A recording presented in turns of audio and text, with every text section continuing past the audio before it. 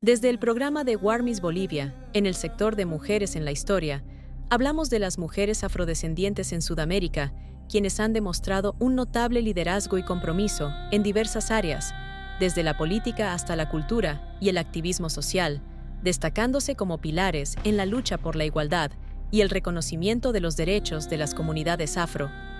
Una figura emblemática, Marielle Franco de Brasil, una socióloga, feminista y concejala de Río de Janeiro, que dedicó su vida a la defensa de los derechos humanos, especialmente de las mujeres negras, las personas LGBTQ+, y las comunidades marginadas.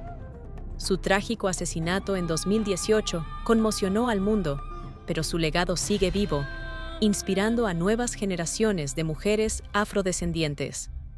En el ámbito político, varias autoridades afrodescendientes han llegado al poder, marcando hitos históricos en Sudamérica.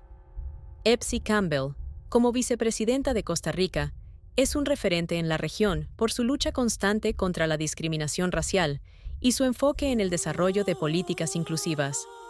Desde el ámbito cultural, Victoria Santa Cruz de Perú dejó una huella imborrable al reivindicar la herencia afroperuana a través de su arte, poesía y activismo cultural.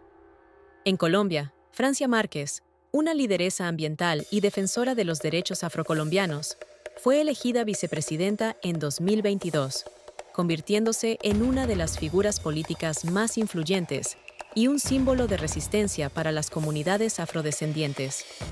En Brasil, la congresista Benedita da Silva se convirtió en la primera mujer negra en ocupar el cargo de gobernadora en Río de Janeiro, y es conocida por su activismo en favor de las mujeres negras y las comunidades empobrecidas. Estas mujeres no solo representan el avance hacia una mayor inclusión en Sudamérica, sino que también encarnan el poder transformador de sus comunidades.